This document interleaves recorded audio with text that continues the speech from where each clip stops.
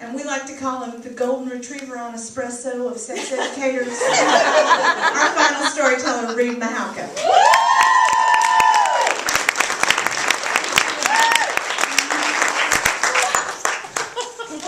How the fuck do I follow that? Oh my god.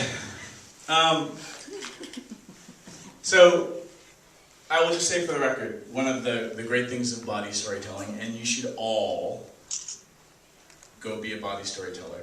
Yes. Is because you telling your stories, like Meagan, thank you. I mean, and everybody, Sara, like everybody. But like you guys telling stories in this kind of format and just letting it all hang out really does change lives, because I love this format and I get to tell stories that I normally wouldn't tell on television. So I was sitting here being like, God, what story should I tell? Which Dixie is very generous with me, because I never know what I'm going to tell until I get here. And I really think like I should just bow out and not follow that story. Like, how do you follow that story? So let's just declare that I'm not following that story. I'm not following the dental dam story. I'm not following the, you know, banging the gay boy in the tent story. I mean, I can't even wear those shoes. I couldn't walk in those shoes to begin with. And werewolves and like. So let's just shake up our etch-o-sketches. Grab your hands. Shake up your etch-o-sketch. Everybody take a deep breath. Go, oh! How many of you ever had a crush on a sex toy?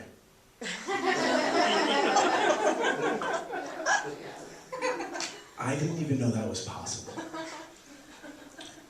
And I started Cuddle Party. Cuddle Party was this non-sexual workshop about affection and touch and how you create safe space for yourself and then invite people into that safe space around cuddling.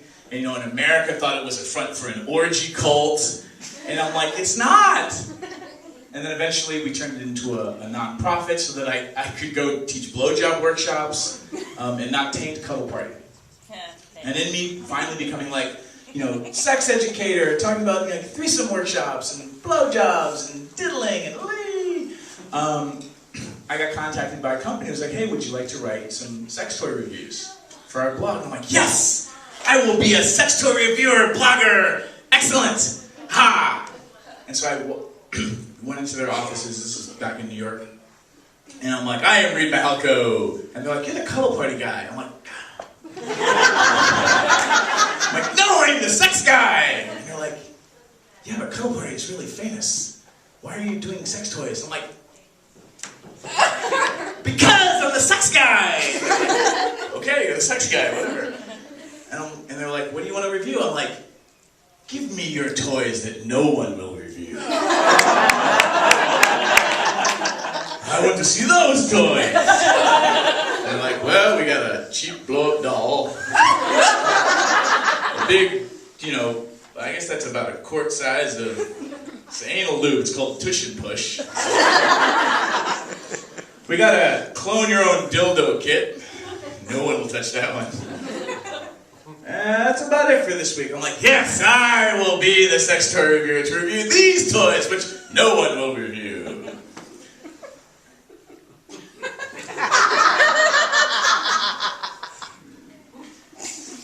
The next weekend was my brother's bachelor party. and he is queer like I am. He came out to my family first as being queer. And we're not a competitive family, there's 4 boys. But we just kind of keep tabs on who gets to, do things, accomplish things first. But in actually a really sweet, friendly way. So my brother and I were kind of like my brother was the biggest thing in football ever to happen to New Hampshire, ever. And I was like, his team captain. And my youngest brother, kind of just, was always last and everything because he was the youngest. And so he came out to the family first as being queer, and he calls me up and he goes, ha!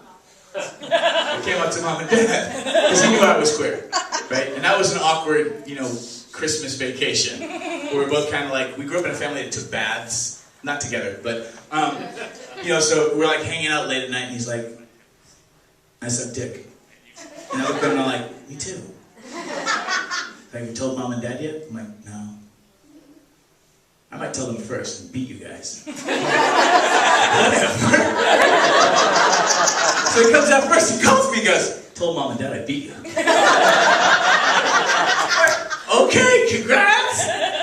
So years later, I would come out to my family as being Polly and show up for Thanksgiving with my girlfriend at the time and my big black boyfriend. I called him and I go, top that, fucker.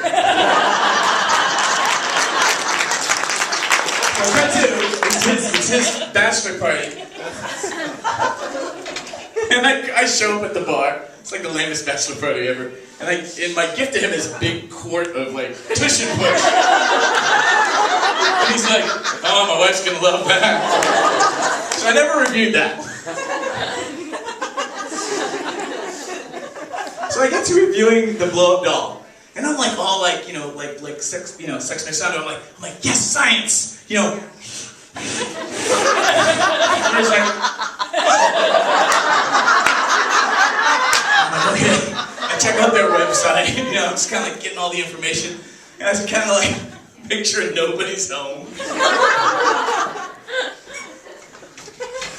And I'm like, put on some romantic music, some Sade. Because I'm like that. I'm sensitive. This is what it felt like. I laid it up, but I'm a sex educator. I'm like, there are people out there that just aren't getting it. Or people, getting laid. This is kind of a viable option for them. And I'm like, I'm really trying to get into like the mindset. And at the same time, I'm like,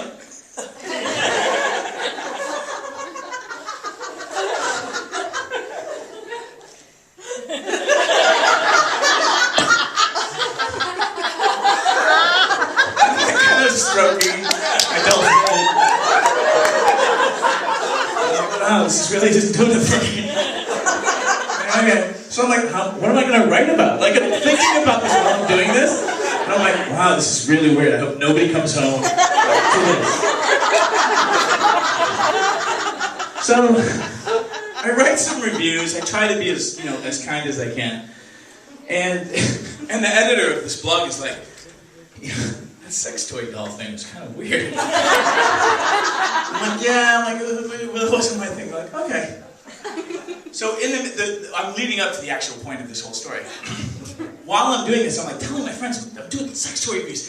This is cool. And a friend of mine calls me up and she says, hey, I'm getting rid of some sex toys. And you're the only person I can think to give them to. And I'm like, awesome, I'll be right by. So I show up. And she basically hands me this huge dildo. Huge. And she's like, I can't do anything with this. And I just realized, like, I should give it to you. And I'm like, awesome. Like, I don't know that I can do anything with this. She said, you write sex toy reviews, right? And I'm like, yeah, but my editor doesn't think I'm very good. So I bring this home, and it's got a suction cup back. And I think this is funny. I stick it high in my shower. And I hang the loofah from it. And we had a lot of friends who come over and stay with us. This is at the time when, is it okay for Allie? I'm living with Marsha Baczynski. We ran Cuddle Party together at that time. And I'm like, this is hilarious. We have a huge cock in the shower with a loofah. And we would have friends come over and they'd be like, hey, it's in the morning and Marsha and I'd be like, go into the shower, they close the door, shh, water, shh. You hear the curtain, shh, ah! And we're like,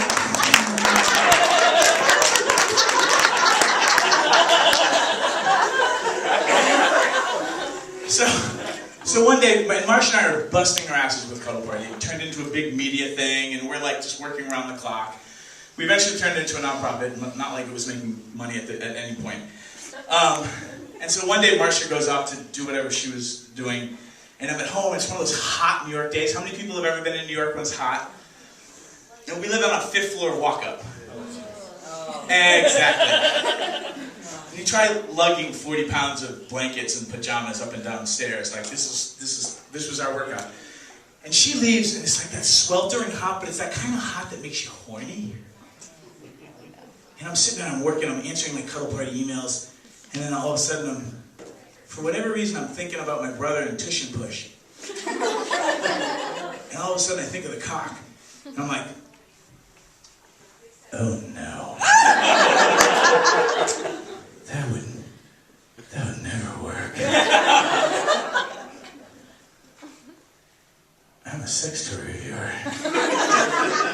This is for science. I need to cool off, it's so hot. I should take a shower. And so it's like this weird, like, kind of walking to the shower being like, I don't believe I'm gonna do this. And I get in the shower and I'm like looking up and the dog's like right at my eye level. And I'm like, really? We're gonna do this, aren't we? So it's like slowly, like I take the loofah off like real slowly. Like I'm somehow like arousing my dildo. And I just kind of grab it and I, unstick it from the wall and I stick it to the wall like at ass height. And I had some other anal lube that somebody needed me to review, and I grab it and I'm just in this weird like frenzy. And I lube up my ass and I lube up the cock, and it's a big dildo. Like it's a big dildo, but it's kind of a little bit squishy, which makes a big difference for those of you who don't stick things in your ass. Yeah. Stick something like that in your ass first. And then just like, the water's like, and it's hot, and I'm just like, and I'm like, and I live in New York. It's a tiny fucking shower. Tiny fucking shower. So I'm like, up against the, it's like a mime show, right? I'm like trying to escape from a box. And all of a sudden I get it in and I'm just like, and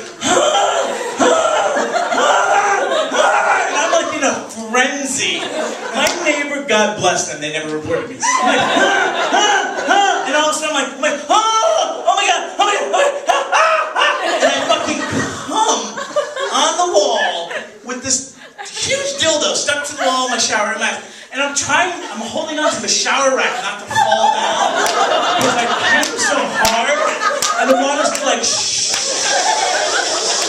And I'm just like, and the cock just kind of like it's not limp because it's a dildo, but it just kind of falls out of my ass. And I'm like, to my shower.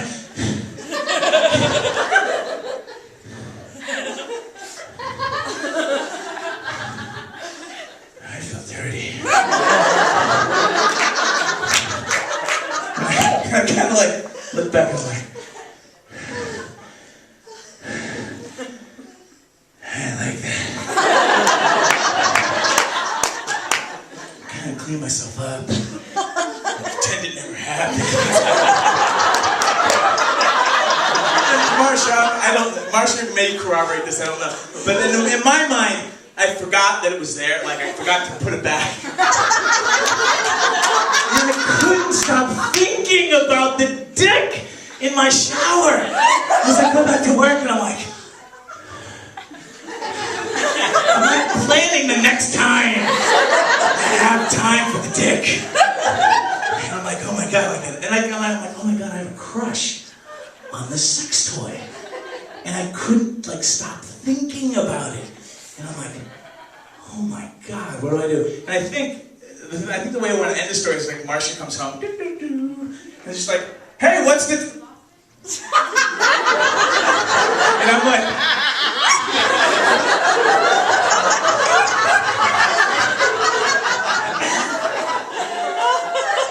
Thank you.